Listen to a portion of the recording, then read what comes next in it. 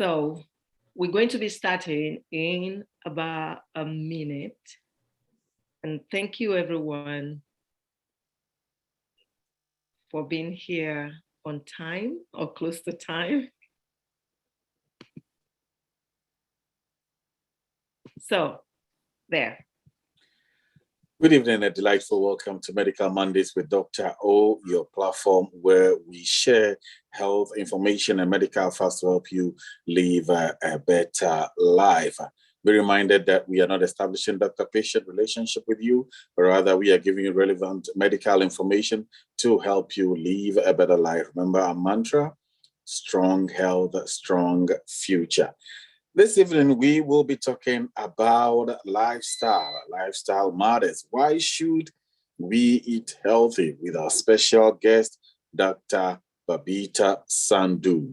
Medical Monday is your interactive platform. So remember to send your question via chat, or you can raise your hand electronically and you will be acknowledged to ask your question. Dr. Toyin Okwesami is a family practitioner, HIV specialist, CEO and medical director of Janassaret Medical Center. Dr. O, you're welcome. Thank you so much, Honorable Gustav. And welcome everyone to Medical Mondays. I can't believe it's the 10th of January already. The year has really started. The first month is almost over.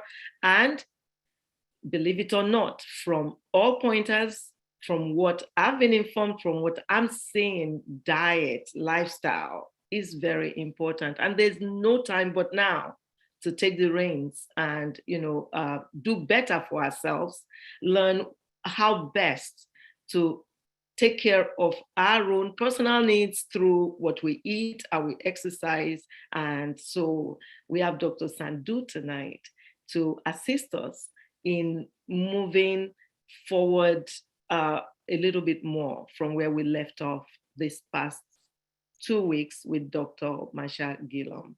So Dr. Babita Sandhu is a medical doctor trained in India who is board certified in lifestyle medicine.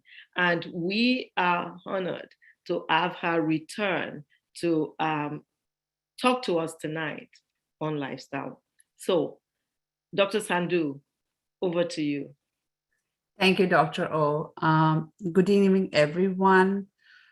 Since it's 2022, and I get a lot of questions about what is lifestyle medicine. And so many people are confused. They'll come to me and they say, is it alternate medicine? Is it a part of functional medicine? Is it a part of conventional medicine? What it is and what we need to do. And sadly enough, that a lot of people do not know that what lifestyle medicine is. So my goal for 2022 is to educate as many people as I can. And that's why I chose this topic today, that we are starting. This is the beginning of 2022, and hopefully I'll be able to open, a lot of people's mind, and they will be changing the way they have been living their life. That being said, I don't want to interfere with any physician's orders. It has nothing to do. Please, whoever is listening and gets inspired to change their life, they still have to follow their physician's orders, whatever they are, whatever medication they are taking. In lifestyle medicine, we do not touch any medication. We do not add any medication. Our goal is to slowly and steadily take you off from the medications you have been taking. What is lifestyle medicine?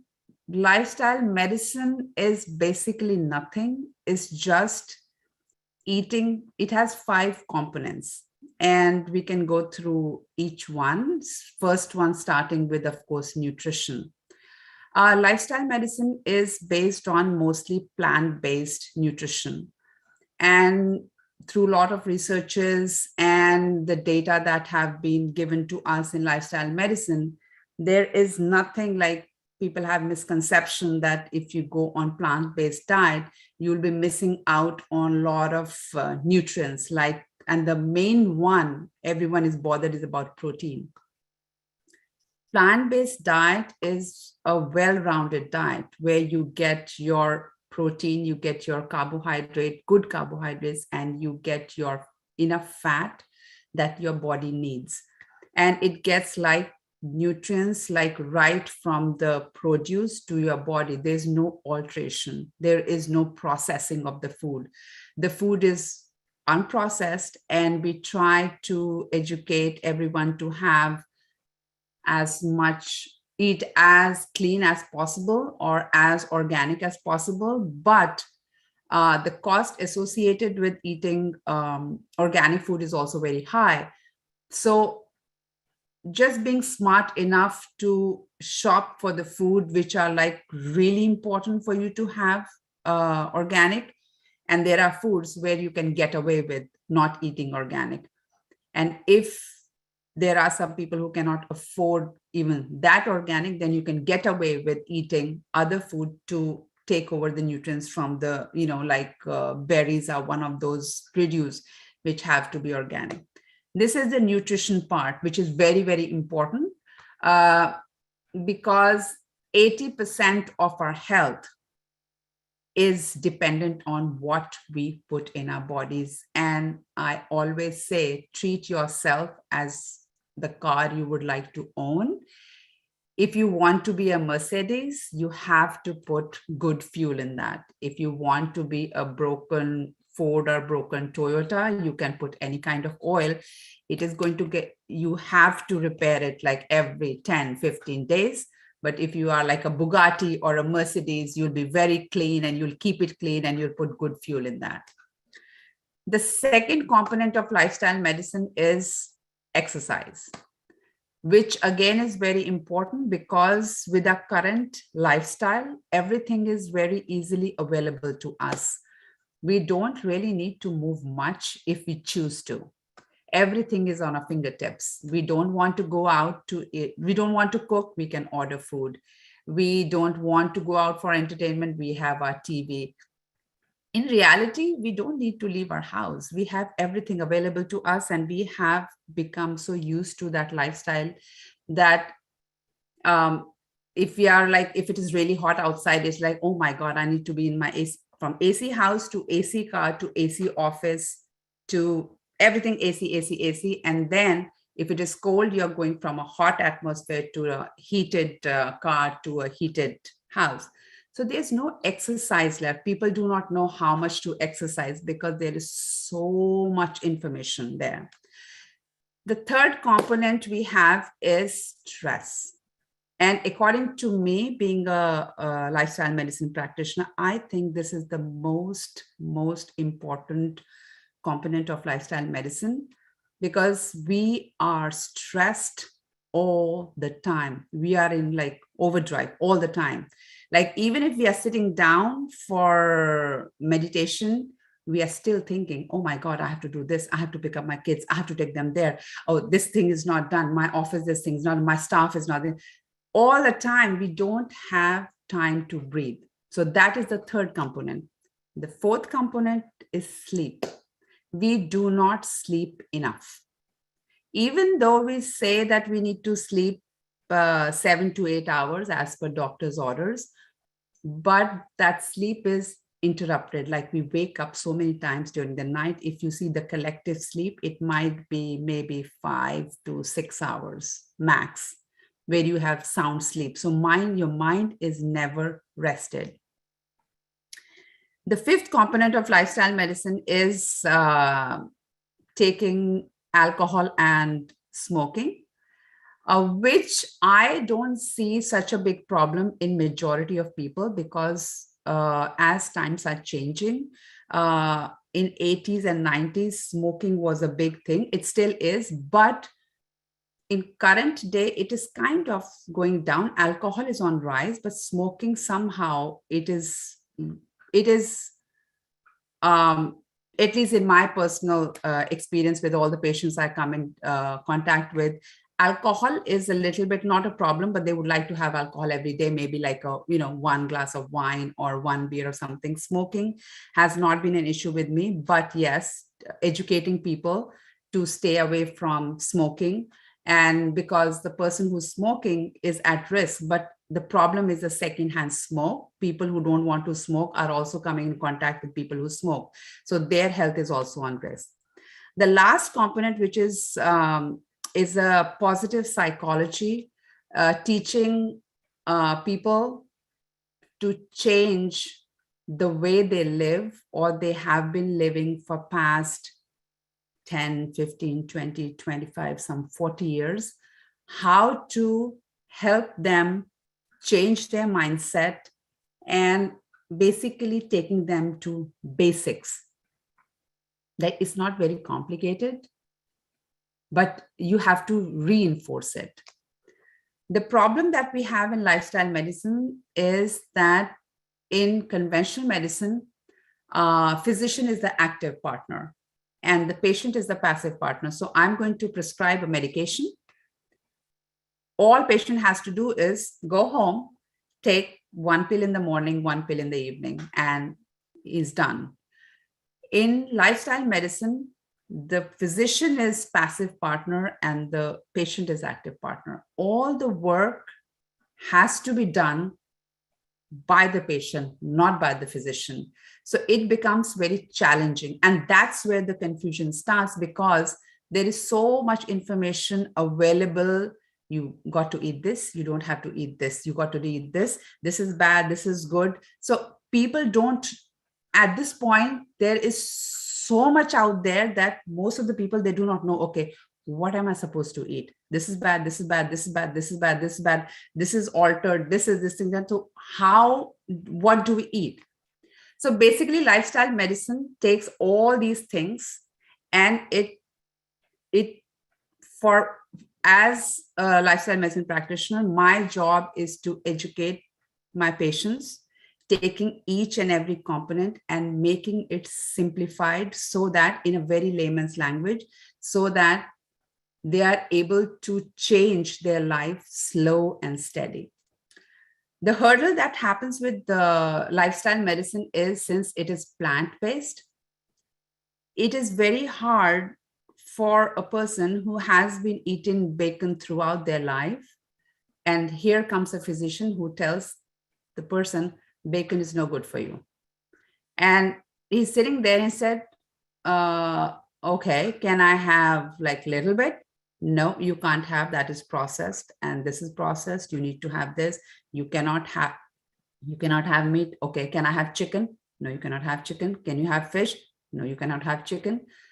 Instead of giving them that you cannot have, in lifestyle medicine, we explain it to them that why you cannot eat this.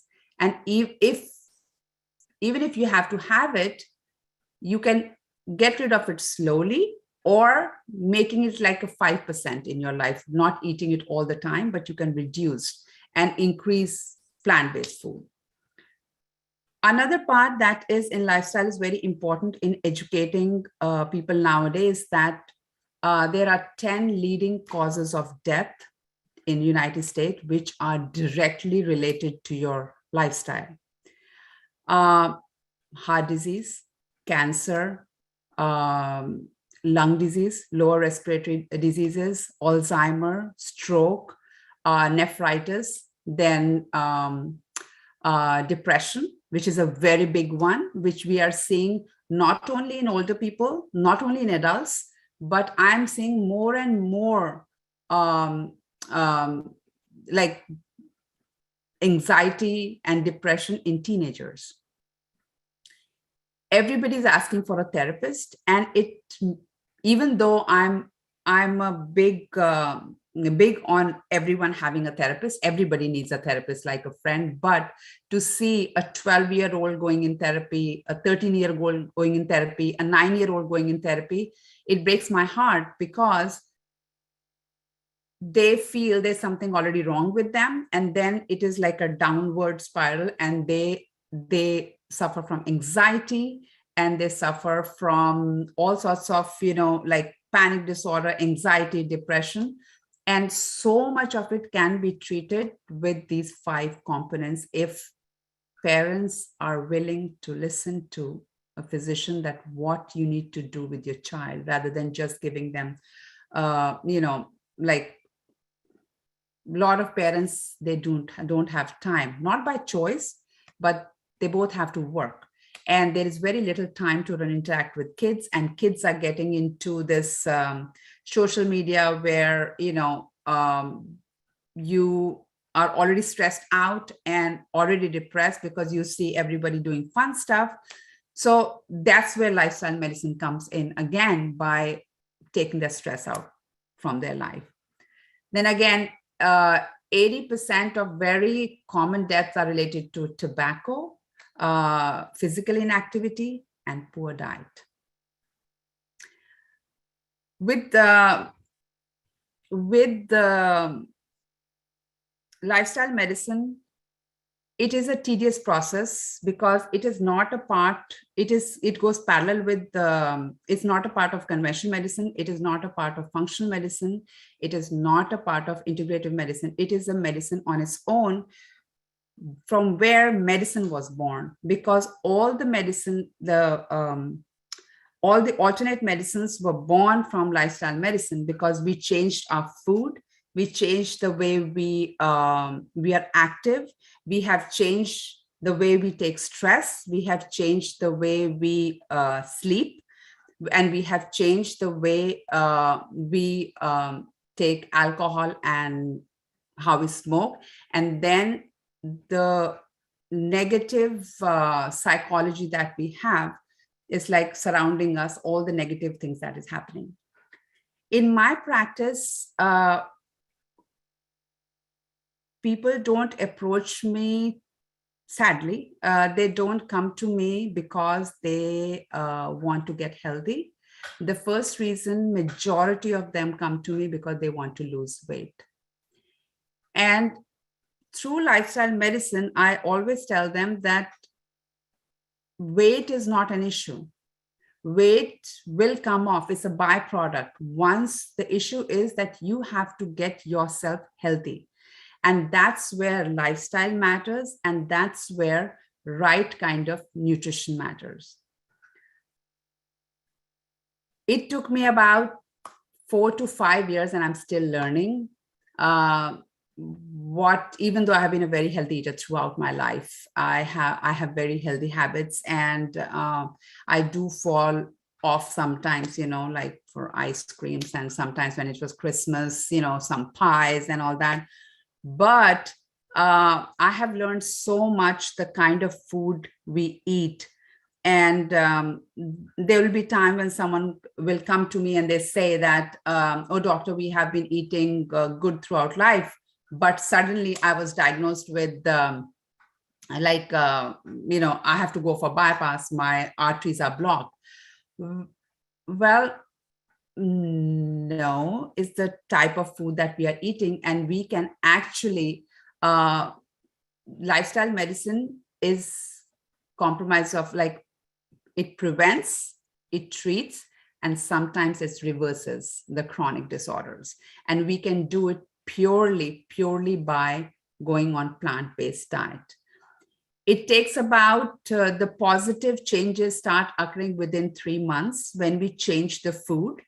And by 3 months, patients, they come in and they are seeing positive changes in them, and they want to continue and they want to add more to it. The challenge in lifestyle medicine is that we have to be a positive reinforcer. So we have to meet initially for first 3 months. I meet with them every week, and I have to go through, I ask them to keep a food diary, and I go through whatever they are eating, what they're doing, how much activity they have done, how, like for exercise, did they meet 150 minutes of exercise a week?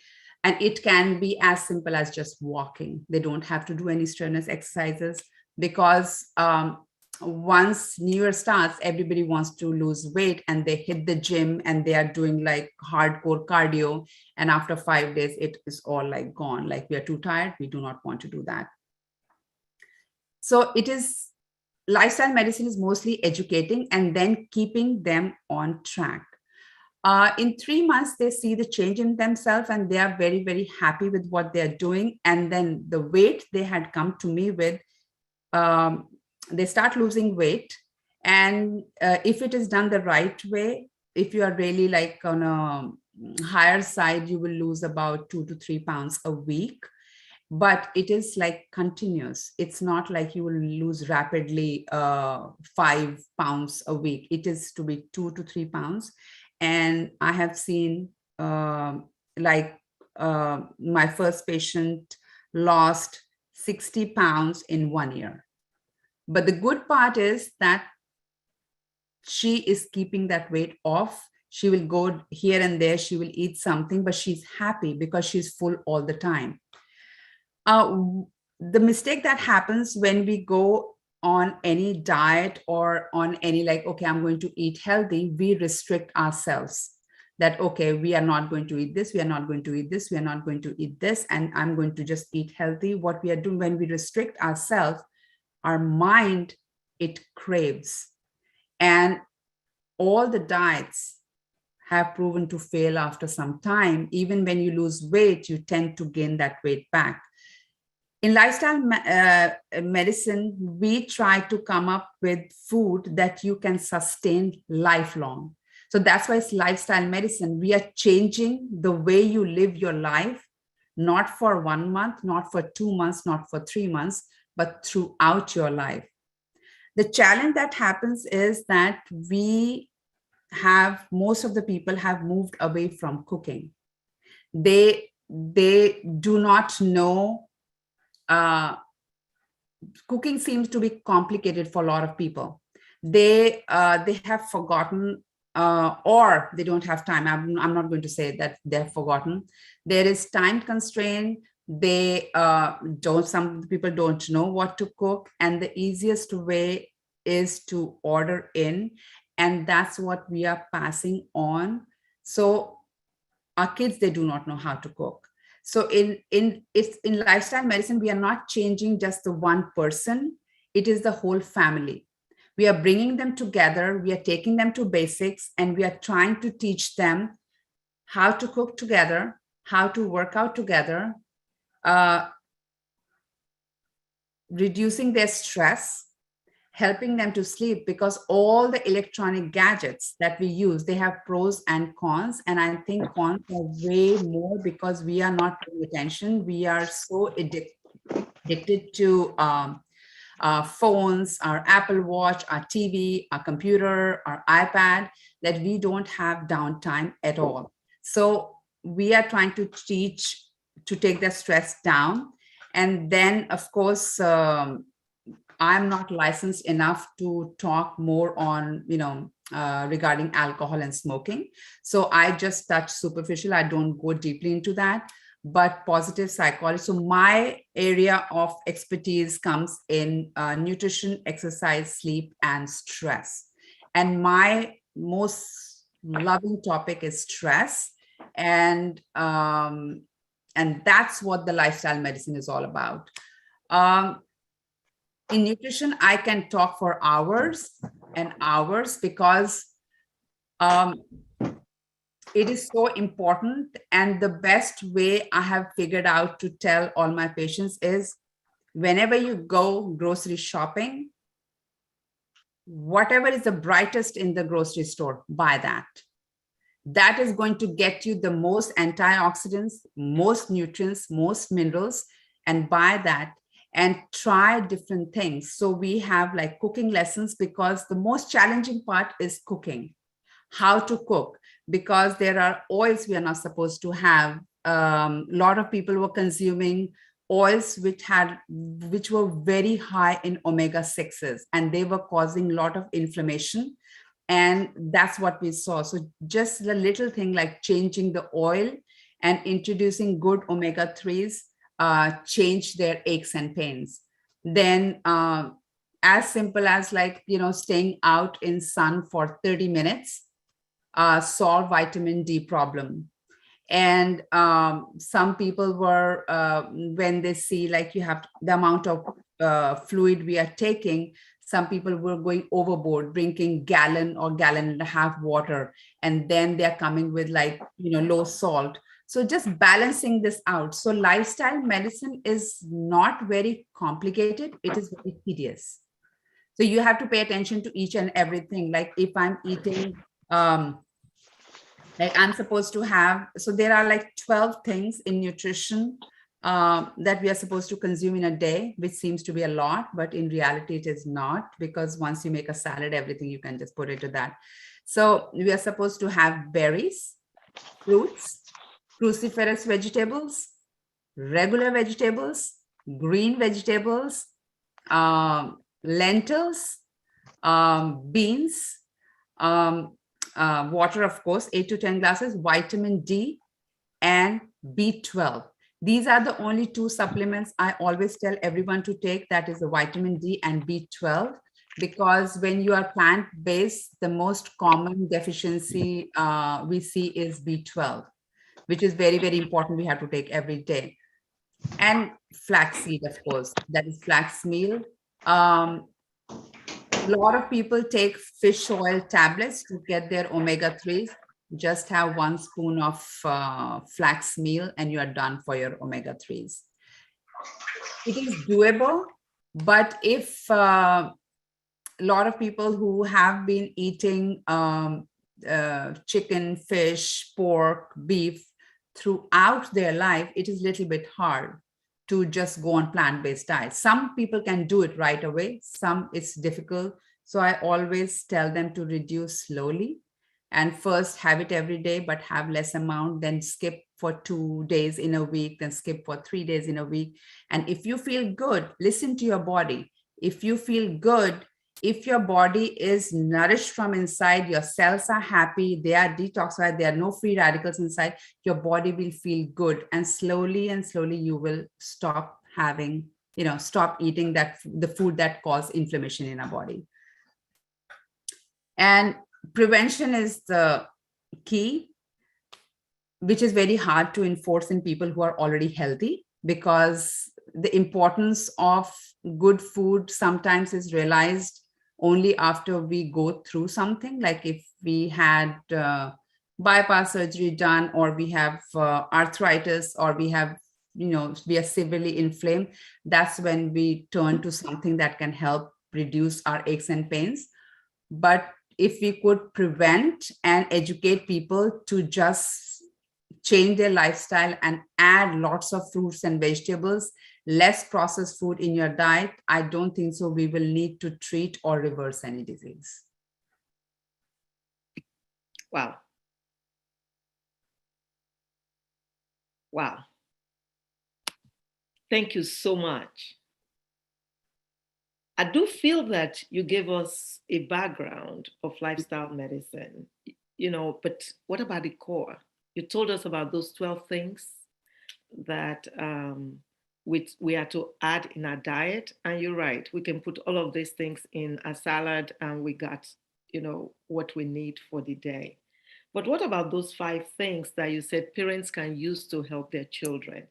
We are seeing a lot of obesity.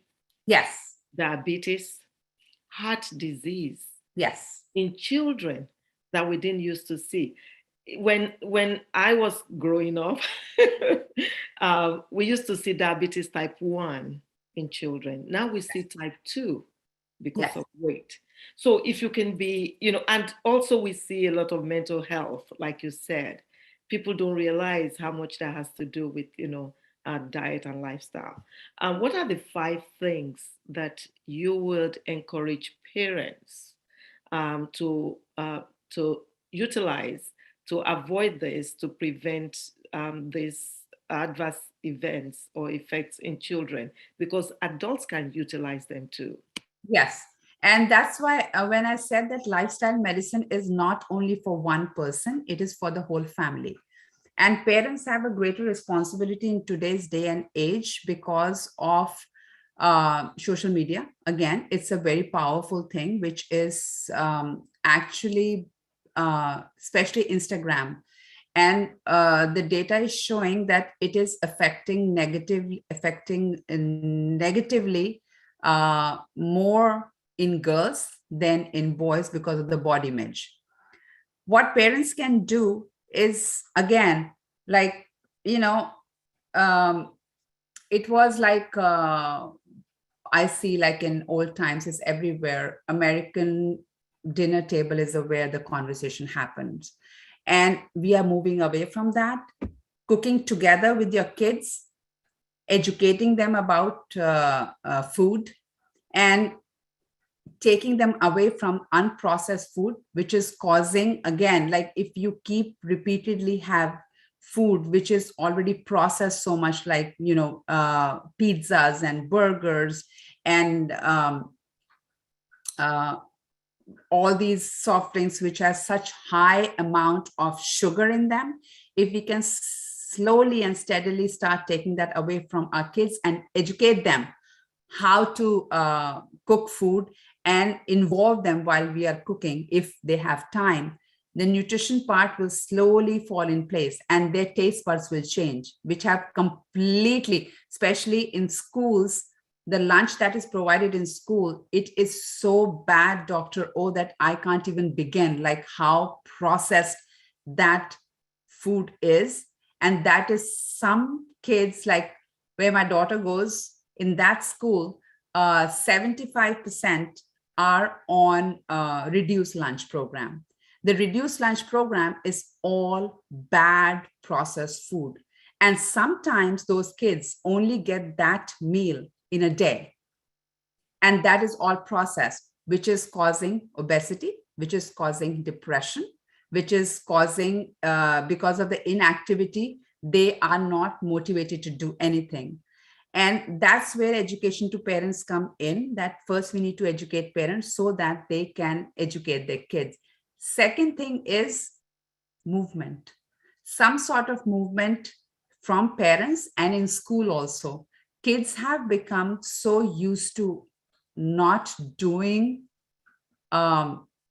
things and just sitting and being in front of their computers and screen, that going out and in school, especially programs like having, there are kids who are in sports and who go and play, basketball, volleyball, soccer, but the percentage is very low. So coming up with some programs in schools where kids can be little active, so that when they go back home, even if parents cannot do that, at least they have some sort of program where they are moving themselves, which is, then for stress is again a big component for kids, because again, as I said, with the Instagram especially, a lot of girls, the suicide rate in girls have increased tremendously because of the body image and all those filters that they want to look good.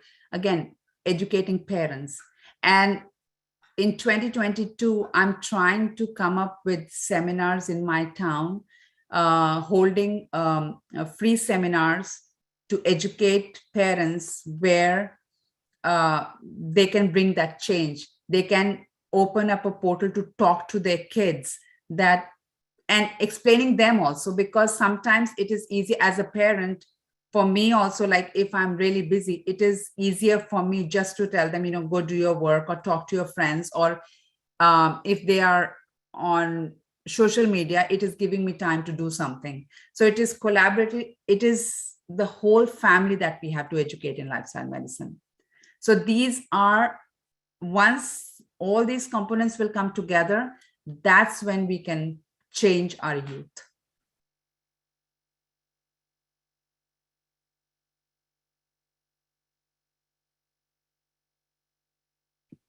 Thank you so much. Lifestyle medicine, lifestyle changes. So when you talk about this plant-based food, most of us have an idea what it is. And when people talk about plant-based food, what comes to mind is don't eat any meats, no chicken, no turkey, no beef, just plants. What about fish? Because, all my plant-based food, that's a vegetarian. Not all of us can become vegetarians. We have carnivores amongst us. But how can we, balance things and, still get the best out of things? I think I'm going to hold my thoughts for a minute, and I'm going to have Dr. Okpeyemi on mute and chime in. Dr. Okpeyemi, there you go. You can unmute. Please unmute yourself. There you go. Thank you, Ma, for this for the opportunity. I would like to appreciate Dr. Sandhu for the excellent presentation.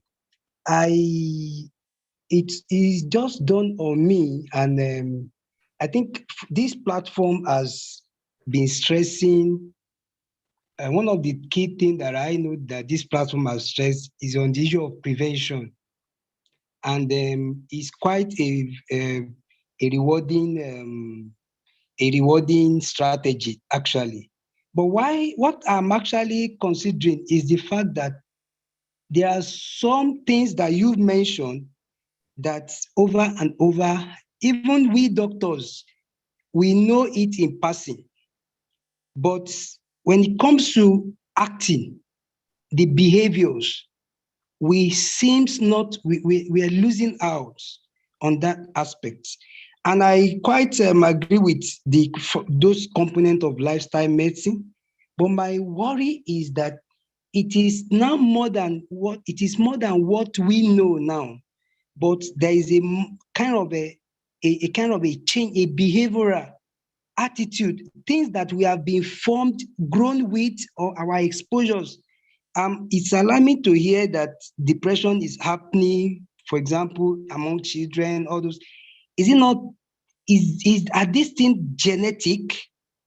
Because the truth of the matter is that if we are not exposed to certain things, disease is not expected to happen. And but their findings have shown that the level of stress that people go through these days, from as little as 2 year old, not to now talk of somebody that is highly a professional lifestyle. All these things, I believe, are the core things that we are actually looking away from. Where do we start? What can we do? We continue to educate, but the issue, one of the things with education is that education does not bring about behavioral change.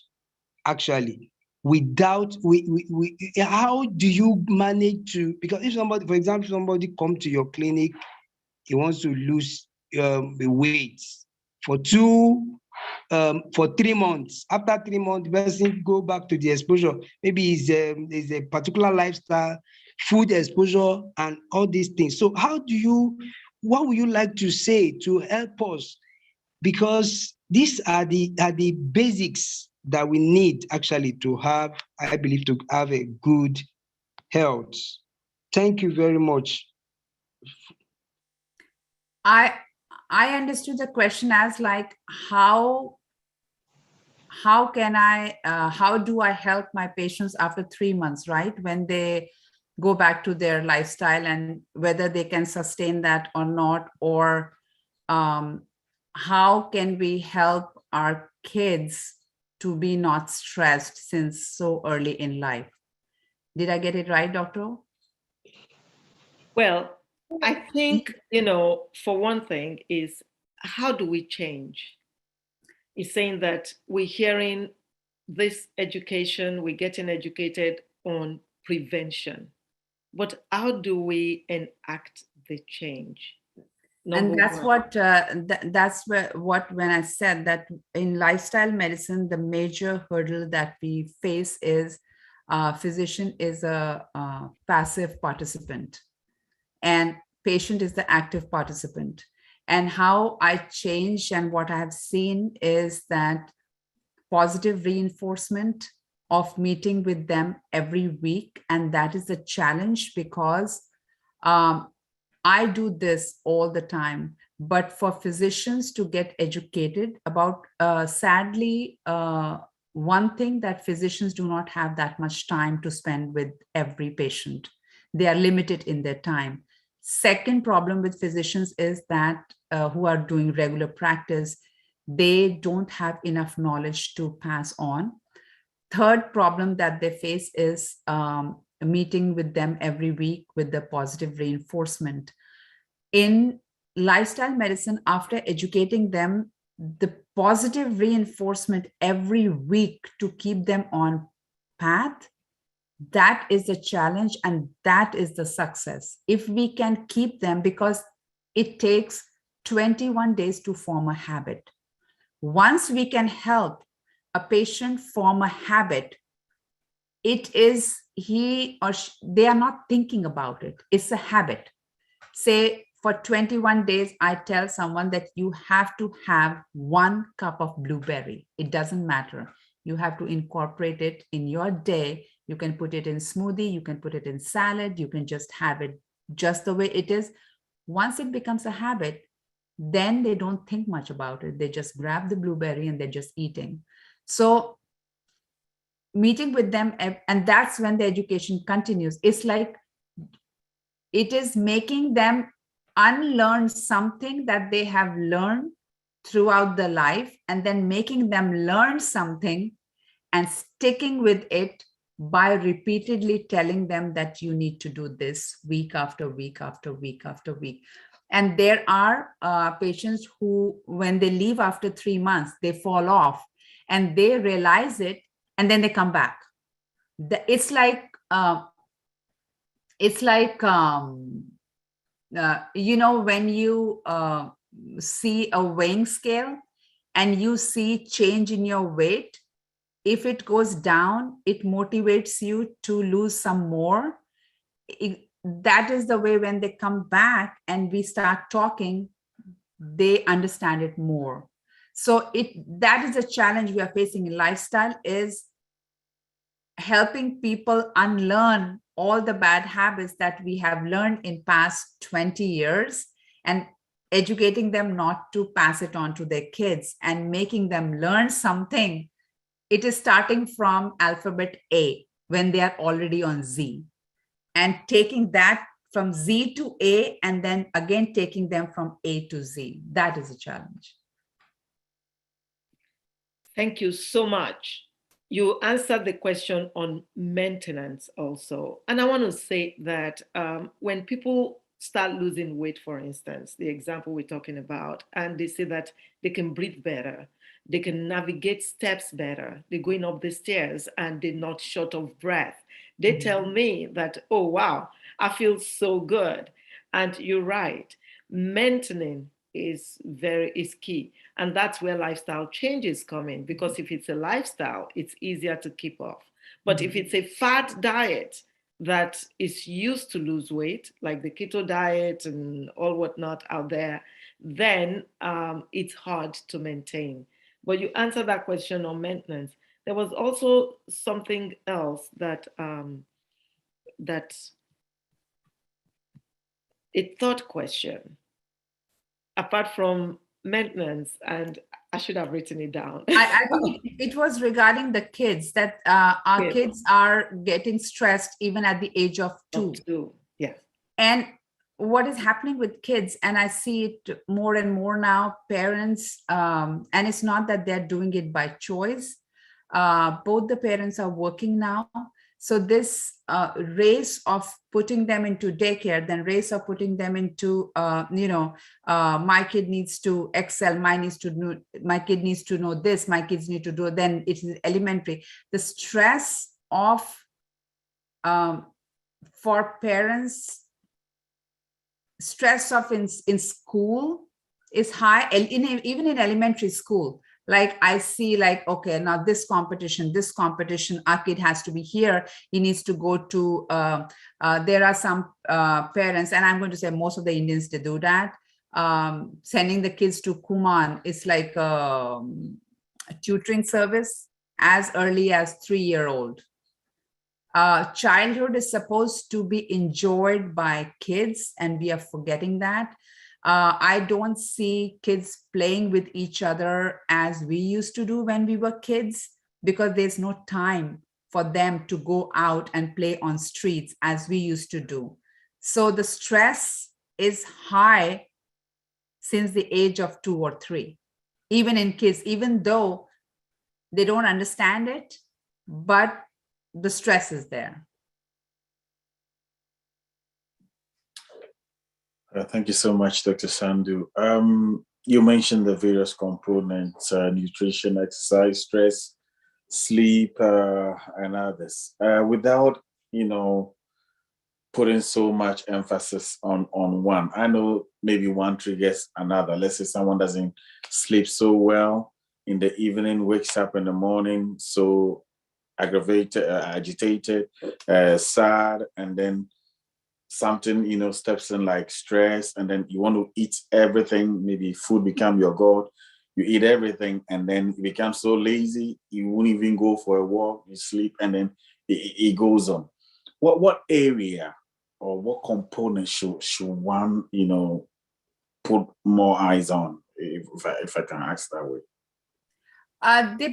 All of them are very, as you said correctly, they are all interconnected with each other. I put stress as on top, because stress is like a domino effect. Everything starts falling.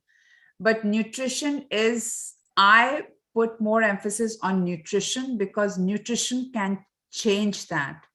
If you're going to eat, you're stressed and you eat processed food, it will bring you down. Food is one thing that can change your whole thinking process, but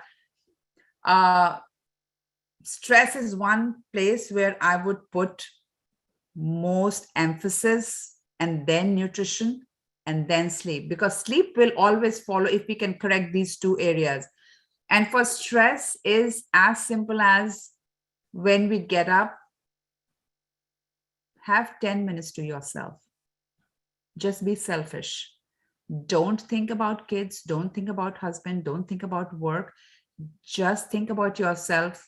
Close your eyes, meditate, do whatever gives you pleasure, sitting outside, having a cup of coffee, doing something, but keep 10 minutes early in the morning just for yourself.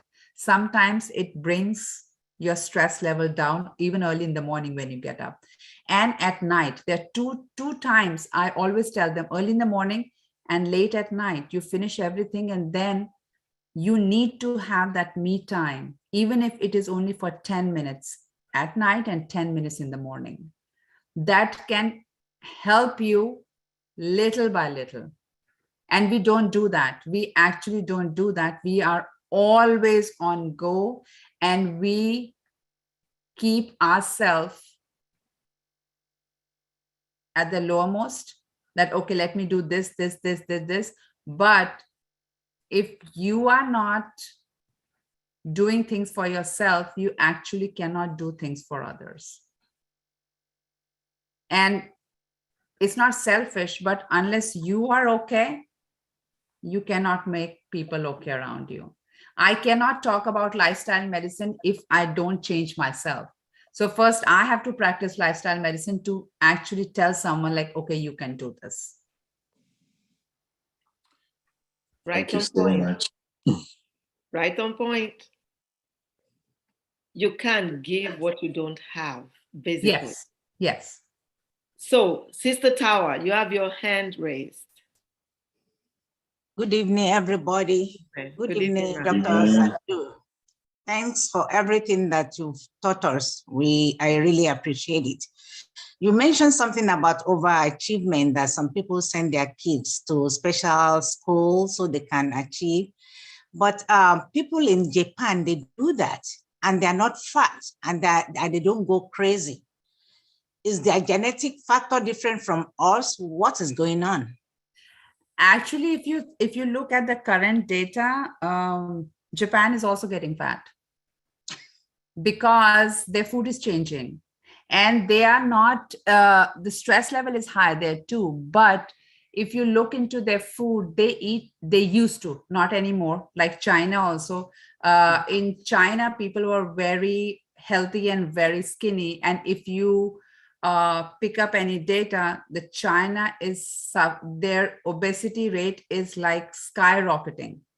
They are gaining so much weight that obesity has become a problem in China now. In Japan also, the younger generation is not as healthy as the older generation because the food is changing, the environment is changing, and stress is there too. If you look at their schools, their stress level is also high, but the food was saving them because, again, as I said, that these two things I keep on top.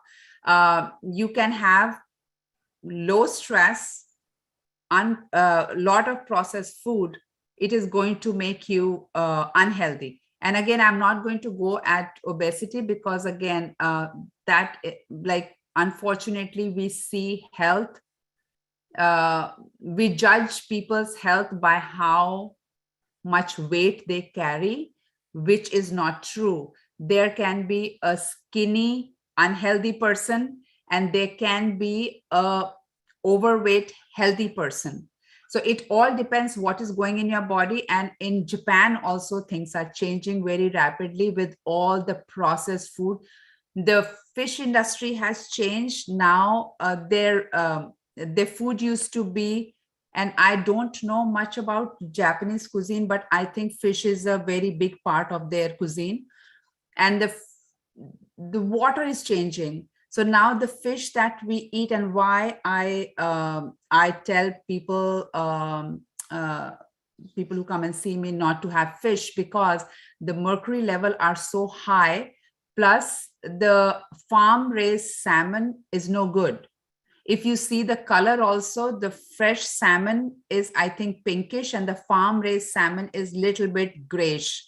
And there is a huge difference. So the question about Japanese people being skinny and stressed is because they were saved by the food, but I don't think so. And I might be wrong because I am not 100%, I don't have that data, but their younger generation changing in Japan too. Thank you so much. And Monique added that Japan has a very high rate of suicide. Yes. Now there's a question in the chat says, what's your take on semaglutides for weight loss? I will take that because Dr. Sandhu will not talk about medications. All right, thank you. She sticks to lifestyle medicine. So semaglutide is actually a medication that is used to treat diabetes. It's an injectable to treat diabetes. It can cause weight loss. It causes weight loss, but the primary thing is to treat diabetes. I will not recommend it to take it for weight loss. In California, I heard that in the beginning, especially when it first came out, it was used widely for weight loss. Again, it's better to lose weight through lifestyle changes because then one can keep it off.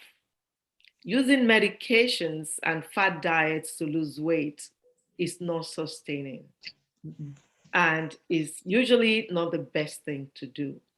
So just for weight loss, I won't recommend it. If somebody has diabetes, yes, they can take it and it will be maybe, an additive positive for what they're doing. It's like taking Benadryl for allergy, but it helps you sleep.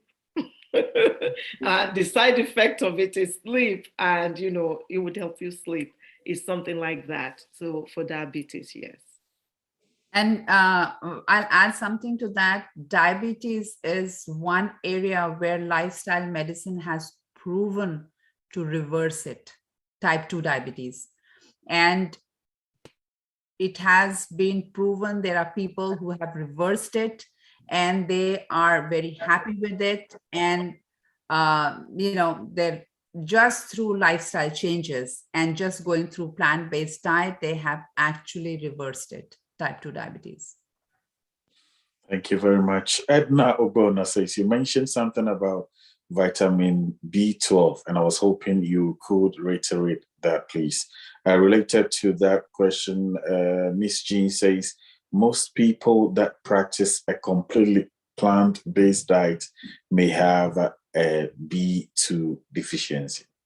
B12 deficiency. They B12. have B12 deficiency because again, it is the only plant source for B12 is from algae. You can and the algae, again, the ocean is so toxic now that I do not know the correct source, but 2500 mcg vitamin B12 goes a long way, just one pill a day, and it keeps your neurons firing. And it's like recently I got to know, and I think Dr. O will agree with me, I did not know that women seem to be suffering from dementia more than men. And it starts in early 40s.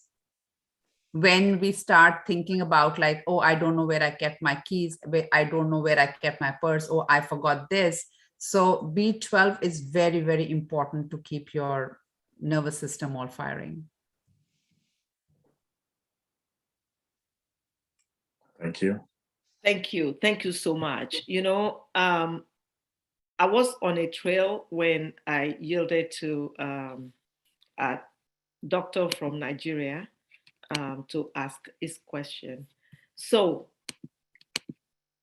he mentioned it mentioned something about depression in children, anxiety in children, and if it is genetic. And I wanted to comment on that there is a genetic component to mental health, but also there are environmental factors that can cause mental health issues that are not genetic. And that's what we're talking about here. Is right. This platform is to prevent. Prevention is better than allowing disease entities to occur. And then we want to cure. Some we can cure, some we can't. And that's why we have Medical Mondays, so that we can prevent these disease entities. We want strong health so we can have a strong future.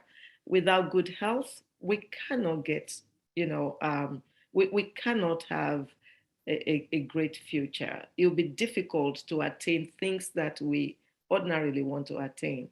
The problem with our community is that mental health is like taboo. People don't talk about it.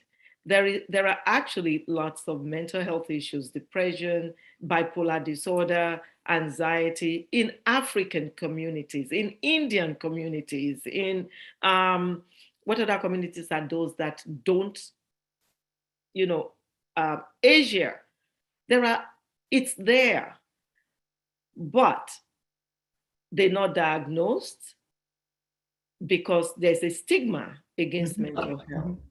So we need to encourage each other that if we notice things not being right and there are mental health issues, let's accept the diagnosis when it is what it is and get it treated, and people will do better. They will fare better.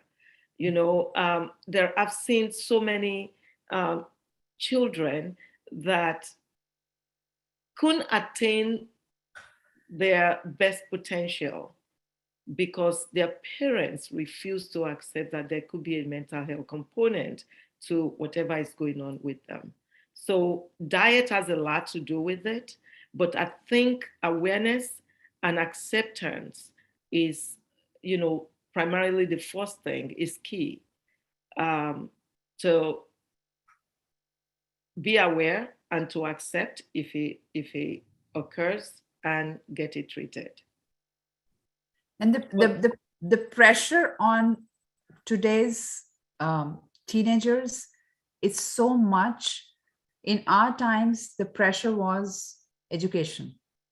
Like our parents wanted us to have a good education and a good job. The problem now in today's world is that kids have so much pressure, not only to study, not only to excel in what they're doing, but also to follow the social norms and be relevant, be visible. And if they are not visible and they see like so many people are doing so good on Instagram or whatever, the pressure to look good, the pressure to do good, the pressure to be to educate us, the pressure to be more popular, the pressure to be hip, the pressure to be most fashionable, the pressure to be perfect. The level of pressure in today's world on teenager is so much that they are crumbling under that. So we've said all of that. Then what do we do? Educate parents. Okay. Educate parents. Parents play a very, and it's not that it's educate parents, have someone in school. And I have been like, thinking like having a therapist available in school. But the problem is that the help is not available in school. Help is, and I don't, again, educating parents and it is like that catch-22 situation, because it's not that parents don't want to help. Parents don't have time because they are trying to make ends meet, and kids are trying to succeed. But pressure is on both. Parents don't have help, kids don't have help. So it's the school system, the society, and the family. All these three platforms needs to come together to educate our younger generation. And that's where we are lacking. And it's a whole big topic that needs to be covered, but that is the way to go. And fortunately, a lot of platforms are open now. A lot of help is available now, but it's how to reach those kids to tell them that help is there. You just need to reach out. And for parents to for parents or the family, whoever is there, to tell their kids it's okay. Whatever is there, we are by your side, and we will support you in whatever. We are there. Just that feeling of having someone that they care. Like it's not a good platform to talk about that, but nowadays in teenagers, they are having identity crisis. They are not able to identify themselves like like who we are. Just by being their side, whatever changes are happening in them, just by being there, the family being there, it is a big blessing to them. Community being there for them. I remember when my children were younger, I almost forgot that we used to have breakfast together and we had dinner together. I remember, that was how we grew up. And it wasn't that long ago. Mm-hmm. So I'm listening to this and I'm thinking, okay, so things have changed that much that parents are not having dinners or breakfast with their children. As in restaurants, I see where families sit and they don't talk. That I've noticed. Everybody's on their phone. Mm-hmm. And they doing something on their phone and stuff. And I'm guilty of that. It's why I said it's so it wasn't long ago. My children are not that old, or I want to think they're not that old, that my youngest is 33, that we did all of those together. And now we go to dinner together. I'm going to make sure that we change that. Mm-hmm. That now, when I go to dinner with them, no phones. We need to sit and talk as family. I think that's where it starts. Yeah. So,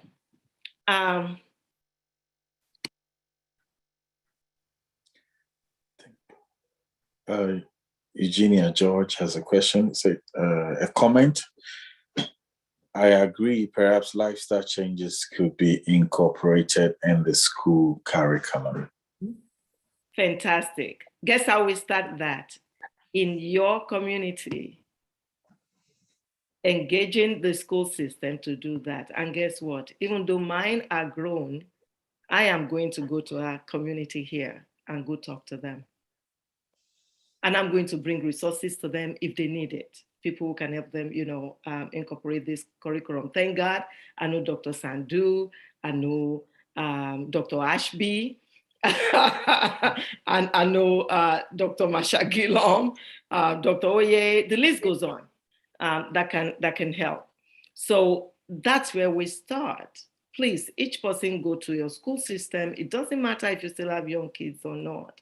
And let us start that. Mm-hmm. I'm going to switch the subject a little bit, but please, if you have any questions or comments on this lifestyle, ask them, comment. But COVID, we cannot not quickly talk about COVID. Okay, my sister is hand. Attorney Tinu Akinshola, go ahead. Thank you. Thank you so much. Thank you, Dr. Sandhu. I have been taking notes. Thank you, everyone, all the doctors on the line. I'm really happy that I'm listening to this because I myself, I need a lifestyle change in terms of food and all that. So it's like you said, when you try to do a little fixes here and there, diets, it really doesn't work because we can't sustain it. We do it for some time, lose weight, and then you go back to your old ways and you even get bigger than where you started. So that's a big life lesson. So, but the lifestyle, the everyday living is what matters. So thank you for encouraging us on this. So my question is actually where Dr. O stopped just now. I was gonna ask that somebody like me or any lay person who is not medically inclined or medically trained, how do we now connect into going into these schools of ours in our communities? Just like Dr. O, of course, my children are younger than hers, but they are not little children like that anymore. So, but we have a high school that they went to, we have elementary school, we have middle school. So how can we take this campaign to them? Thank you. Campaign to school regarding the changes in yes, in the diets, in the food, and all that. And also about the mental health piece, because of course you have to be, and I'm looking at it from an expertise perspective, you want to talk to somebody, you have to have an expert on your team, and you can speak to issues that you really don't know about. Like my sister rightly put it, you can't give what you don't have. Yeah, as an expert, especially. I'll let Dr. O take this question later, but my thought on this is first campaign to when you're going to school, it should start with their food, because the food in schools is, at least in my county, the food that is given to kids in my county should not be given to kids. They deserve better than that. And since they spend so much time in school, and I'm just talking from the perspective of, even though it is an amazing school, they have, it's a magnet school, where they're trying to uplift that area. So they have a program in that school where my daughter goes, but that school has 75% of the kids are on reduced lunch or free lunches. And some of the kids there, that is the only meal they get throughout the day, what they get from school.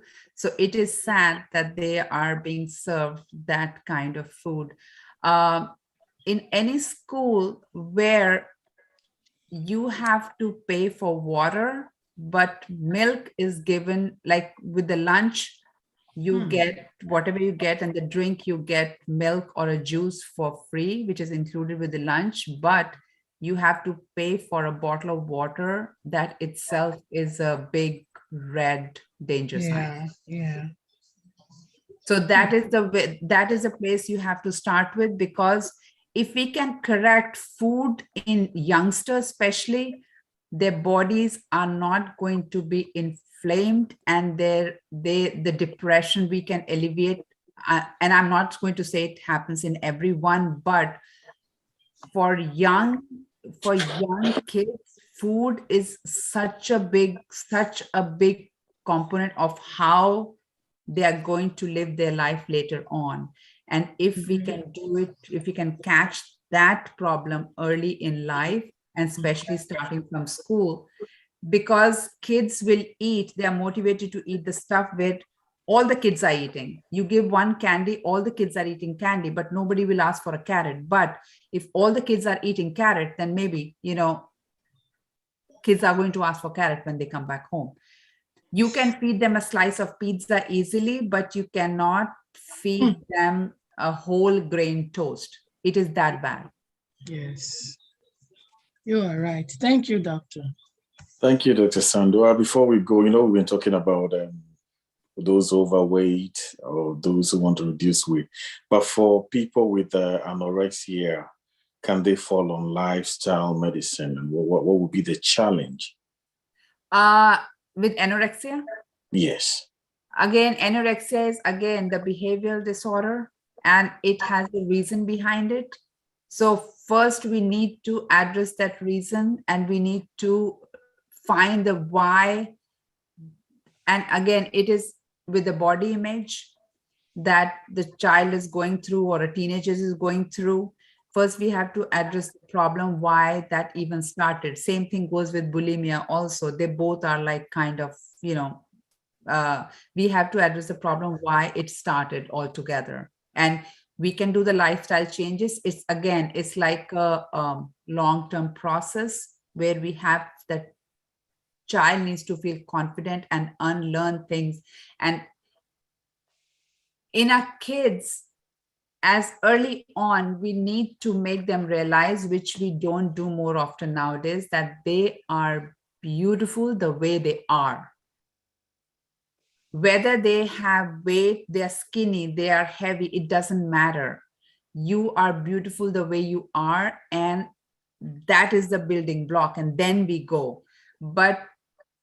And the comparison has to stop, and the shopping for clothes. It is all interconnected, but there's so many topics that cannot be compressed into one. Even with the lifestyle, we are talking about lifestyle medicine. Each of this, taking nutrition, there are 4 or 5 lectures we have to go through for everyone to understand what we are talking about nutrition. This is just the surface, what the lifestyle medicine is about. And I like this summary by Vicentia Okra. She says, we are not content with what we have, with the material things we have. We always want to change by adding touch-up every time something new is introduced or invented, upgrading material things all the time. This is affecting our lifestyle and making us wanting and putting pressure and stress on ourselves. We need to stop and relax. We are all not created the same. Just be content with what you have and focus on health and lifestyle. Thank you so much, Vicentia Okra. I think most of you will agree on this point, the Christmas is a very stressful time for a lot of people because of the social pressure of, if a person is alone and the Christmas is it has become so materialized, like gifts, and the real reason behind Christmas is lost, and a lot of people go into depression because they don't have enough.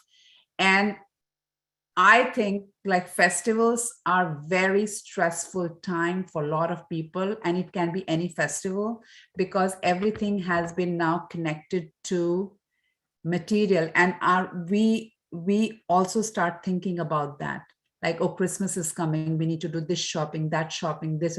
But in reality, during Christmas, the best thing is to again lifestyle medicine, come back as a family and reunite and do things that you actually enjoy. Thank you so much, Dr. Sandhu. Dr. Veronica, are you there? Dr. V? Yes, I'm here. Good evening. Fantastic. Good evening. We need you. Okay. You are a professor and you know the school system. How do we get into the school system to start effecting change, to get them to see what needs to be done, the food that needs to be changed, and instituting lifestyle curriculum? Well, thank you again for the work that you do, Dr. O, and all you amazing doctors on the team, spending your very tight, I don't know how you do it because doctors never have a minute to breathe. So, but thank you for spending time with us. The school system varies. There's private and there's public. For public school system, as a medical doctor, you can approach the school district and talk to whoever is in charge of vendorship. Or you could approach the school district from the point of view of, I don't need to get paid. I just want to volunteer my information, because school districts are very political. So when you come in and you're volunteering, I can assure you that they'll direct you to the right person to talk to. And the school district needs you more than ever now, because you talked about Japan changing. You can imagine the America, where we have fast food at a whole different, it's now fast food on steroid, right? So, and we, from the Dr. O sessions, we know that what we eat is what we are. And people don't have time. People are running. So the latest fast food they want to get. But the good news is there's a lot now that you can do on fast food that brings you vegetables, you toss up and you have a healthy meal. But then it's not affordable. So maybe you can be an advocate for the governmental foods that goes to the majority of the masses to be healthy. It's worth it. Empowering more farming, local farming, and partnering school districts with big funders that want to make a difference. They don't have to make sugar. They can make healthy and still make money. So you guys are going to be the big advocates for that. It needs to be a movement. But like Dr. O always says, you can't do everybody, but you can do one at a time, like change lives. So my thing is definitely for public, which is where we need you, where they are the masses and children who eat all the steroid, like what we point to into the convenience stores where they shop.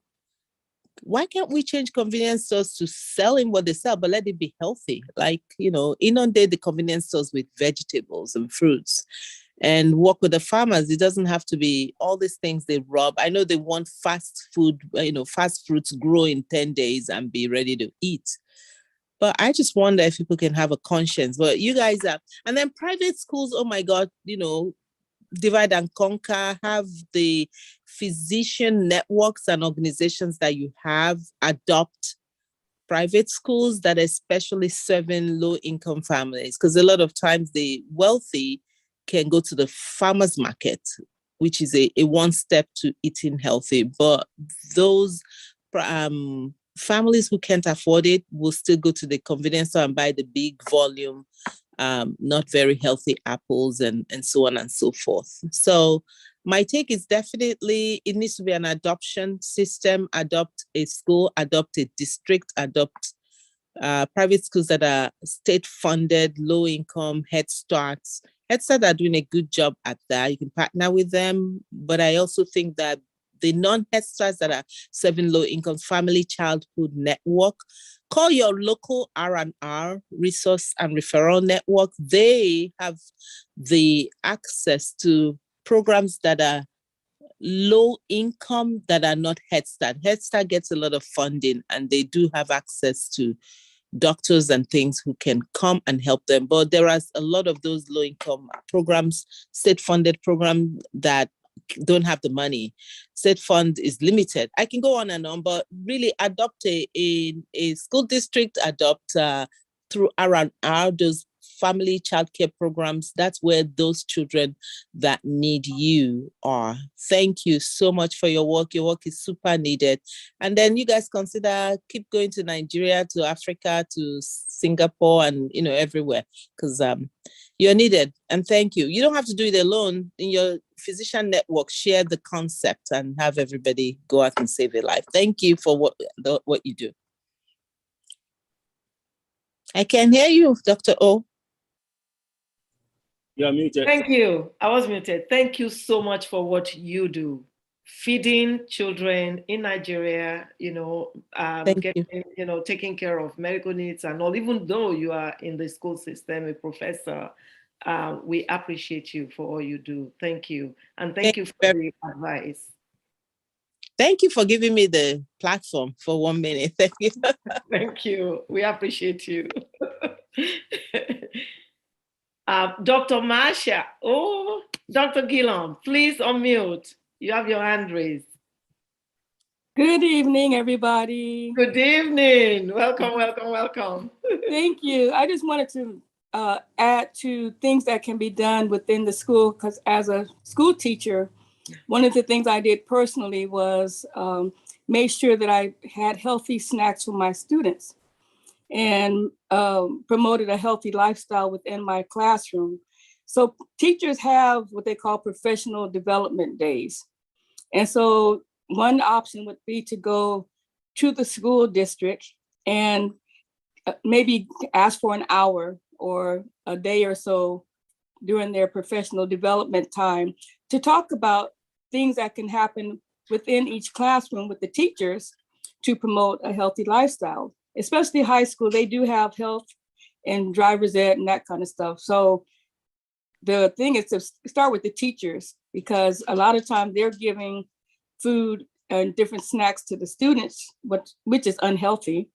But one thing I made sure I did was, a while back, I did a garden at the school, and we promoted a garden at the school and got a grant to have a gardening class. And then all the teachers knew what type of lifestyle I lived, so they were more inclined to make some changes within their own classroom.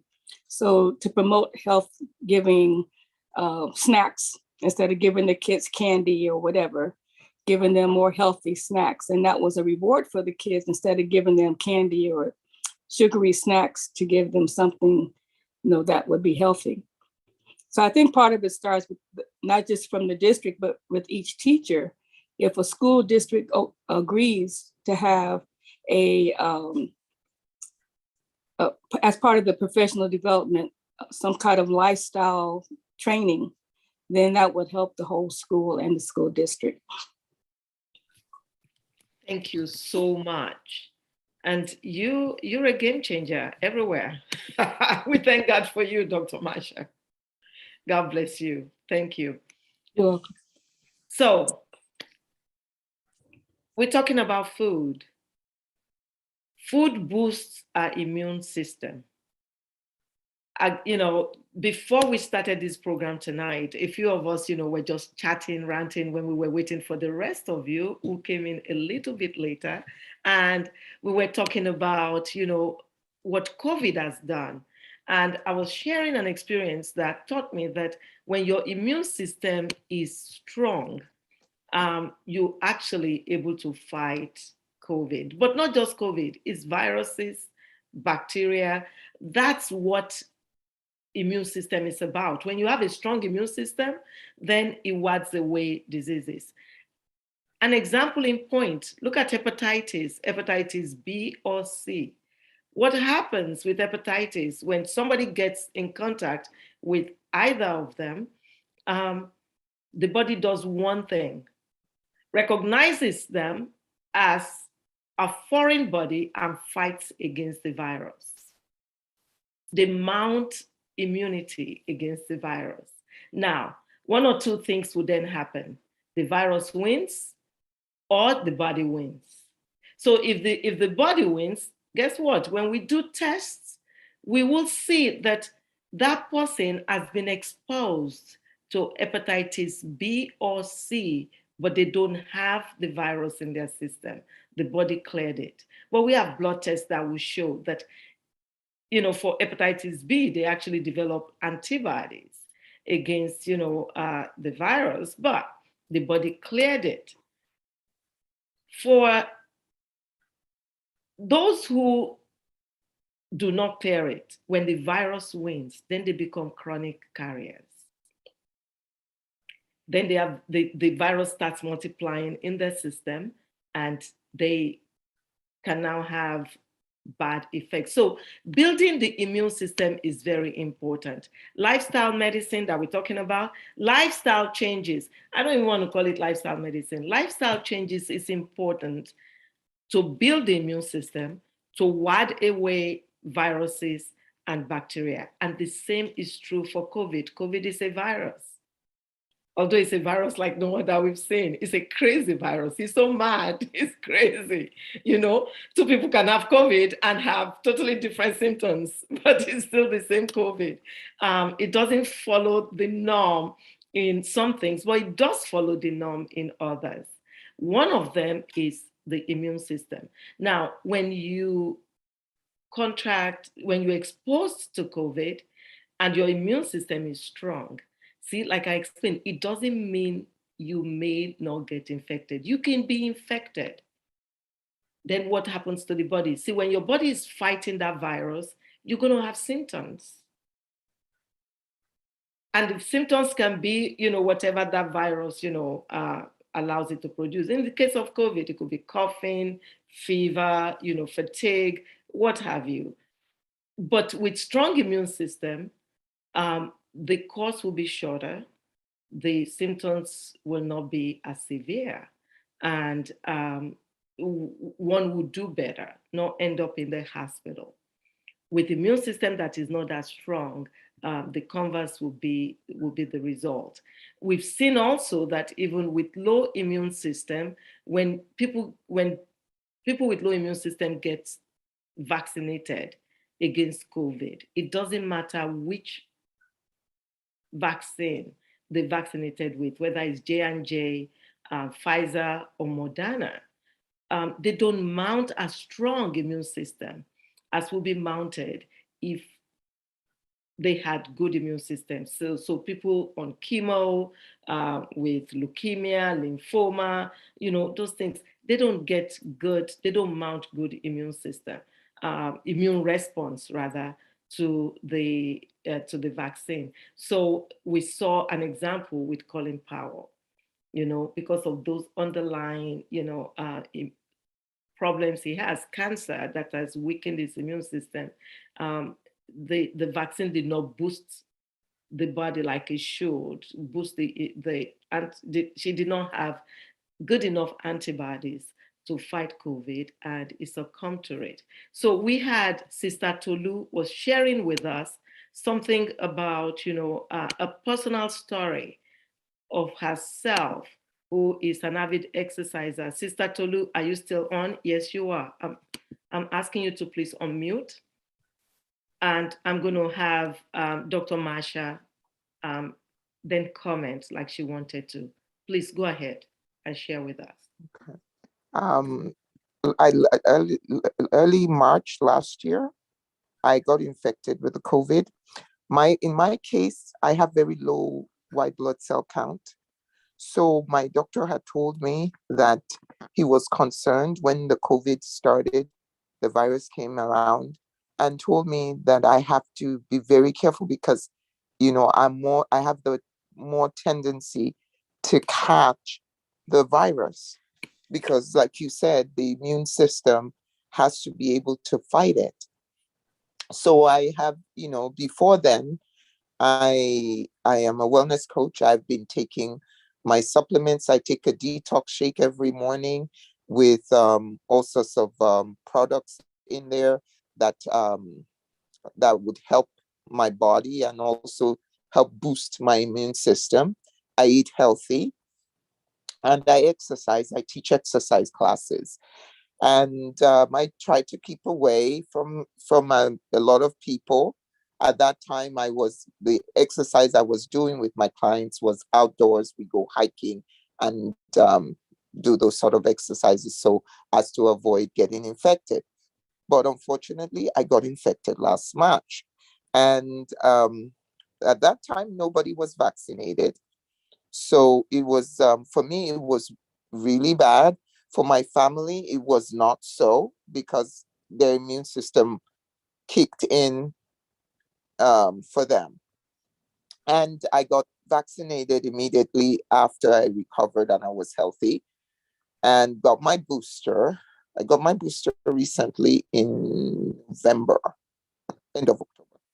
And I have been healthy, and I got exposed again, and I got the coronavirus. And I take every day D3. I take my vitamin C. I take my multivitamins. I have my prebiotics, my probiotics. To make sure my gut health, everything is in good shape. So my immune system will be able to respond. But here I am. I still get my body just struggles when it's exposed. It struggles. But the good thing with the booster this time is that the effect was not like the first time when I hadn't been vaccinated, in that it was milder. But everybody around me, other people didn't get it, but I did. And it's just so annoying and irritating. And I'm like, oh my God, what can I do to just be able, for my body to be able to fight? Because we're going to be exposed all the time to the virus. And that's what I wanted to ask, if there's any suggestions on how I can help myself. Thank you. Thank you for sharing. Thank you for being so personal, because we all are going to learn on how to, protect ourselves. Yes. We've heard a lot about how to strengthen our immune system with diet. Week after week, we've heard that. And you are doing, I think, everything. So I'm going to defer to Dr. Marsha Gillum, because she wanted to, comment at that time. Go ahead. Hello. Well, at the time, the conversation that we were having kind of led me to a teaching that I've been doing with my congregation on, well, first, health starting in the mind. And I think that was one of the things that Dr. Sandhu talked about, is lifestyle changes and things that boost our immune system. A lot has to do with a mindset. And that's why she was also saying that even with weight loss, we don't encourage people to diet to lose weight. We encourage people to change their lifestyle in order to, and then the weight loss will happen. So we had talked about that in our class last Thursday with my congregation, that the first thing that has to change is the mind. And then the other things that we need to do will follow. So I don't know if you're taking zinc along with your vitamin D and vitamin C. Yes, I am. Okay. Are you also taking quercetin? Quercetin? Quercetin. Quercetin. Yeah, quercetin. It's what is that? Inside the orange and citrus fruits, that white stuff that everybody throws away, is very high flavonoids. And so quercetin is like a bioflavonoid on steroids. So it helps to boost your immune system. Because that was one of the things I started taking several months ago. I was taking zinc, I was taking vitamin D, I was taking C, I was taking everything else. But then I was reading an article that talked about taking quercetin along with the other things to help boost the immune system. And it's kind of like the things that the United States have banned that are anti-COVID, it replaces some of those things that the United States medical societies have banned. So that may be something you may want to add to boost your immune system, is quercetin. So how can you purchase this? Because I live in the US and I don't know if I'll be accessible to me. It'll be accessible to me to purchase. You're outside the US? I live in America. Oh, so do I. I live in California. Oh, I live in California too. We're right down the street from each other. I think you said you're in El Dorado Hills. No, I live in Hayward, California. Oh, Hayward. Okay, my old neighborhood. Okay, so you can purchase the quercetin on Amazon. And if you send me a text, I can take a picture and send you the brand that I buy. And you just take like a 1/4 teaspoon with your other mineral vitamins that you take in the morning. Because one of the things also is taking your minerals in the evening, taking your vitamins in the morning, and taking your minerals along with more vitamin C in the evening. And that way your body is able to more break it down, the minerals down, as opposed to taking it with your other supplements in the morning. That's just my little one input. So I'm not gonna. Thank you. If you email me, Sister Tolu, you're muted. You are muted. I don't have your email address. Could you post it, please? Do you get emails from me? No, my sister actually sent me the link for it's my first time. Oh, okay. I'm posting my email now. Okay. Please email me. Okay. Can you please spell the quercetin and put it in the chat? Yes, I'll put it in the chat. So thank you so much. Dr. Sandhu, can you comment, please? On the supplement she talked about right now. So do you have anything to add to further boost our immune system? One thing is, before I give you the floor again, please, I wanted to say that we have to continue to wear a mask, maintain physical distancing, and do good hand washing. I don't recommend gloves, because what I've seen is people wear gloves and they have a false sense of security. They think that, when they wear gloves, then they touch everything. That's it. The glove that they use to touch everything, they forget they use it to, touch their faces and all of that. But if you leave your hand and you put your hand on a surface or something, you're going to feel it. And you will know to wash your hand with soap and water or, hand sanitizer. I feel like this COVID virus is a wimpy virus because soap and water kills it. Hand sanitizer, kills it. And, we should do that judiciously. We need to continue doing that even though we're immunized. Reason being that this is a virus, it's a respiratory virus. And if you're exposed to it, chances are you will contract it. We have viruses now that are surfacing that the vaccine does not cover. And, flu virus is similar, in that aspect. So as a result, until we get, better handle on COVID and CDC directs us otherwise, please, let's continue to wear a mask, maintain physical distancing, and have good hand washing, because you can get COVID over and over again, is what we have seen. But boosting your immune system, even if you get infected, you will be able to fare well. You will not be sick enough to be hospitalized.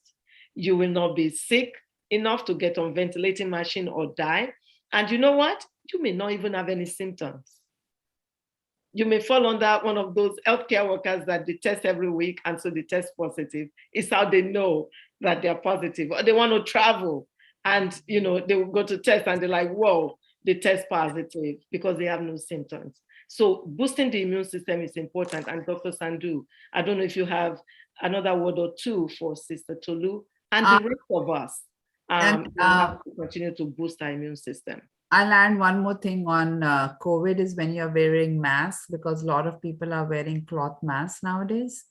Omicron is very bad. Cloth masks are not very protective against it. So try wearing surgical mask over your cloth mask, because a lot of people are getting allergic to surgical mask wearing all the time. And a lot of people are developing acne because of the surgical masks for like who are wearing for 6 to 8 hours. So please wear cloth mask and wear surgical mask over the cloth mask to prevent that transmission. I drink, recently I got sick, but I did not have COVID. It was tiredness or what, I do not know. But in Florida, we have something called Flurona. It is a combination of flu and corona. I thought it's in Israel. You have it in Florida already? Flurona, yeah. Wow, okay. So I don't know, but I got better in 3 days. It was not bad. But what I do every morning when I get up, I don't drink tea or I don't drink coffee. The thing that I drink is grated ginger, grated turmeric with 2 cloves and 2 peppercorns. Boil it in water and drink it every day. But the turmeric has to be raw, like not the powdered form, but the raw form. Did you say grated, what is it again? Ginger? Yes, Grated please. ginger, grated ginger, Turmeric. grated turmeric, 2 to 3 cloves, whole cloves, not the powdered form, and 2 to 3 peppercorns, whole, not the powdered form. And boil it, boil your water and let it put everything into the boiling water and drink it instead of your tea or coffee. And if you like cinnamon taste, you can add a little bit of cinnamon also in that. I drink it like 2 to 3 times a day. It is tasty. It is really good. And it is really good for your immune system. With vitamin C, what I tell people who ask me a question, I like to have vitamin C with the food rather than supplement. So eating a lot of oranges, cantaloupe, watermelon. Watermelon, cantaloupe surprisingly has very high amount of vitamin C. And it is absorbed much better than supplement, and it is really good to take vitamin C that way. Zinc you have to take, even though it is in a lot of vegetables, but having zinc supplement is really good. Then that's the only thing I can add to COVID, because in reality, we do not know much about COVID, even though we are 2 years down in this whole mess. We still do not know anything about it. But the drink I'm talking about, it's not from the point of view of COVID virus, it's just for flu also. If we take it every day, it is really good for our system, especially raw turmeric is really, really good. Powdered form, again, it becomes really processed because they have to dry it and they have to grind it. And you won't, the real turmeric powdered form, which is sold in the United States, is very yellow. It is supposed to be mustard in color, not yellow. If it is yellow in color, they are adding a color to it. It needs to be kind of dark mustard, muddy mustard color, not yellow. So be careful when you buy your turmeric. It has to be, just buy the raw turmeric. It is sold in Whole Foods. You can find it anywhere and just grate it like ginger. And you can add it to your soups and your stews and your drink. It is really good to have. And for cough, if anybody is suffering from cough, they're sick and they have a lot of cough, lot of mucus built up, then just grate ginger and mix it with little honey, and or you can take out juice of ginger and mix it with honey and just have it like a half a teaspoon. It is a really, really cough suppressant.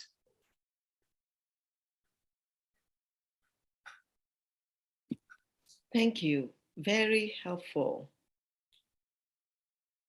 And before we go off, Dr. O, I wanted to add here, because everybody's listening, I will be starting a group of 10 participants.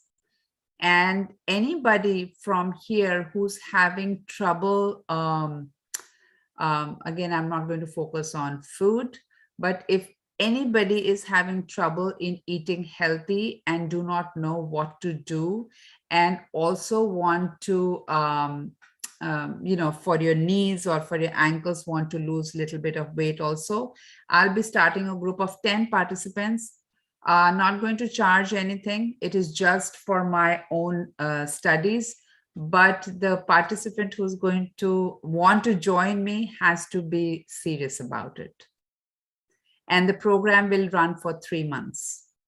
Okay, I have one participant for you, Dr. Sandhu, and I'll let you know.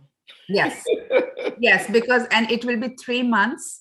And anyone can join, and I'm not charging anyone anything, but I'm going to be very serious from my side. And since we'll be doing on Zoom and FaceTime, the person who is joining needs to be serious too, because we will improve the gut health. I am going to talk about food more, what they need to eat. I'm going to write everything, and we will follow kind of the same path. And at the end of the 3 months, on Medical Mondays, we can see the result, and hopefully I'll be able to help someone. Okay, so I guess anyone who is interested, just email me, send me an email. Yes. Because the door closes after 10 participants are in. Yes. This is the pilot project. It is free, but guess what? Later on, it's going to cost. It costs a lot of money. Yes. For this thing. Yes. And you're going to get it for free. Thank you. So I already have 4 signed up, so I have 6 spots left for anyone to come and join. Okay. Fantastic. So I already have somebody. I'm interested. I have 2 now. You interested? I'm interested. Okay, I have 3. Yeah. So 3 more people. Me too. Oh. Can I ask a question? Can I ask this question? What is the requirements for the study? I mean, what kind of candidates are you looking for?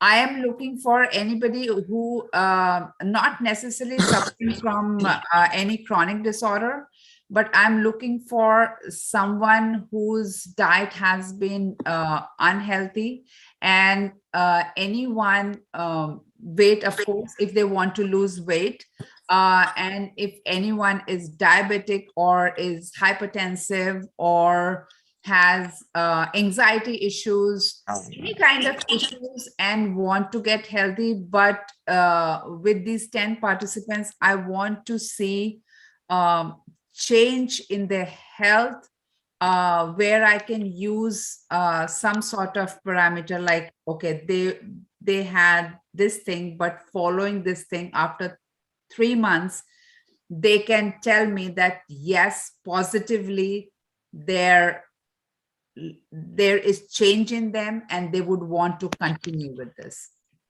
Okay, I'm going to tell you this, that what Dr. Sandhu and Dr. Ashby does that is different from what I do as an allopath is I treat diabetes, I treat high blood pressure, I treat all of these things, cardiovascular disease and what have you. They actually cure diabetes, high blood pressure, reverse kidney problems with lifestyle changes. The benefits that one can also reap along the way is now the weight loss.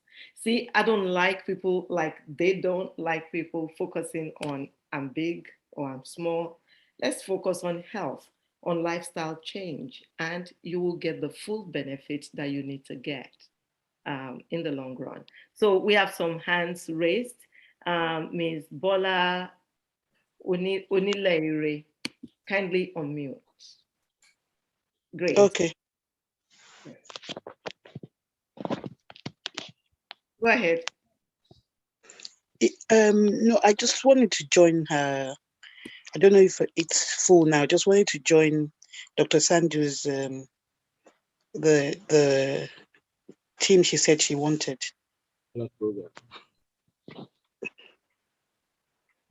Sorry, you're mute now. You're muted.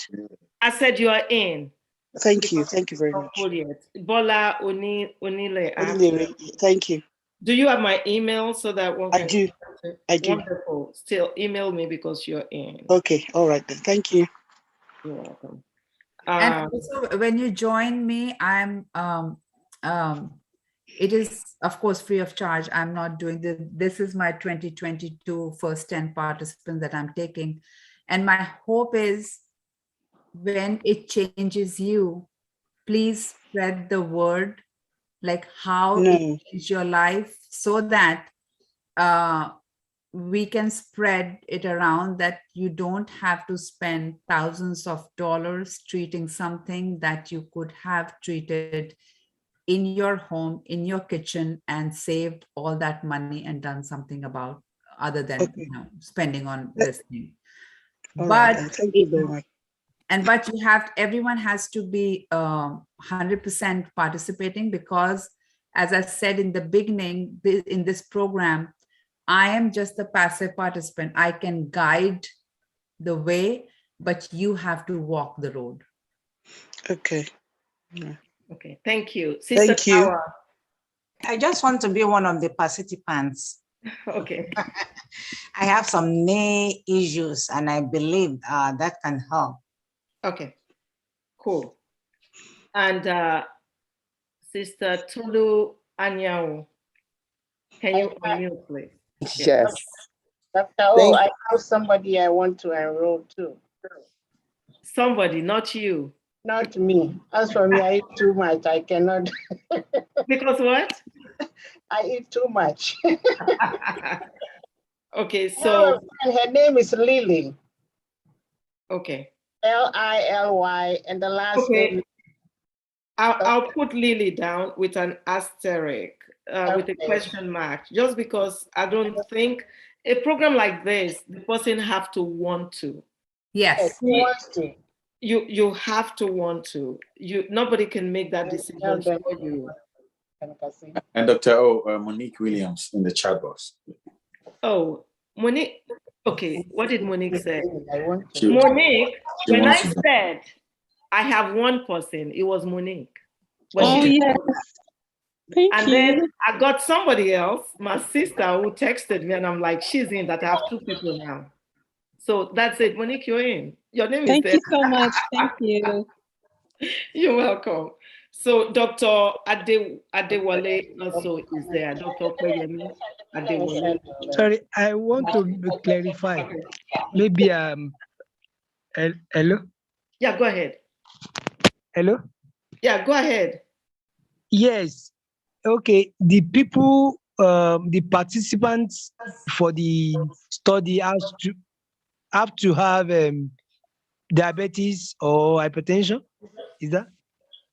I'll let Dr. Sandhu answer that question. Dr. Sandhu, can you please answer the question?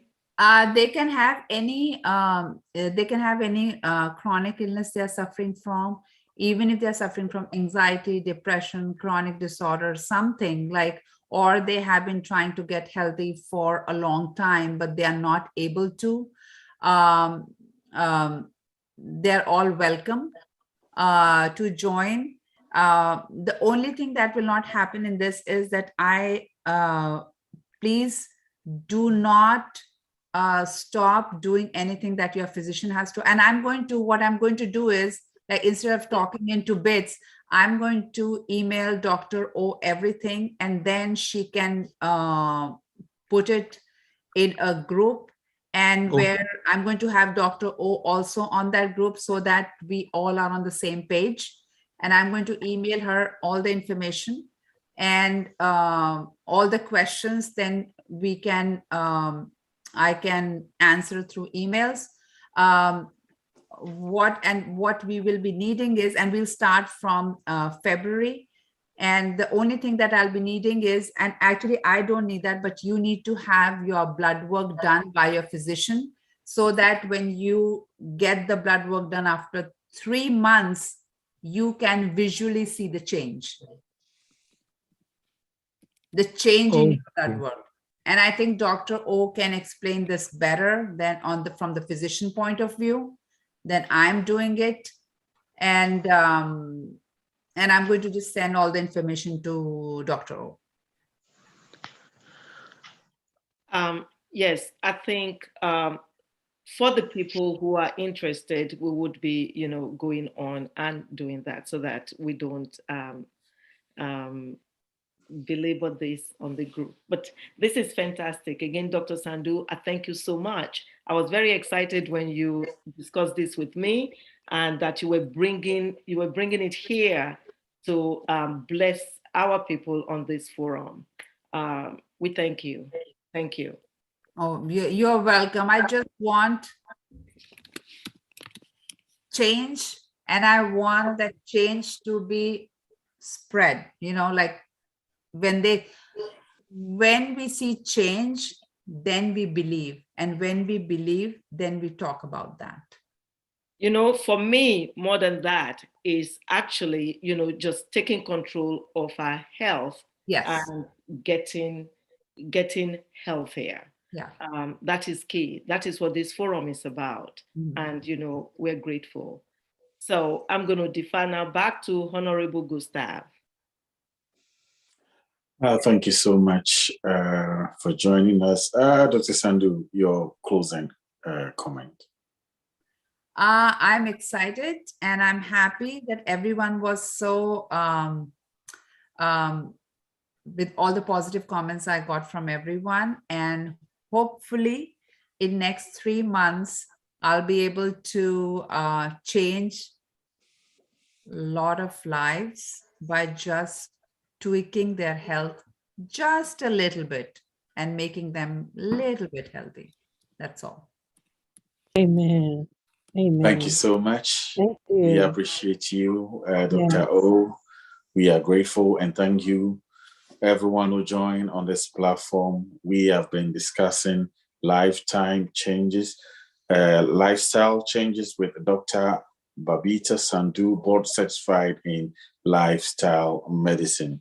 We continue our mission to educate and empower you to be healthy by living a preventive-centric life, from choosing nutrition, food, exercise, resting, and taking care of your body, as well as bringing you the minds of healthcare practitioners. Remember, strong health, strong future.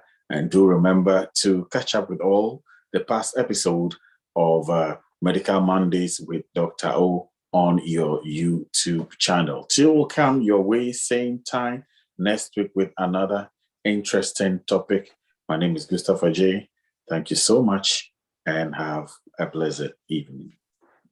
Thank you so much.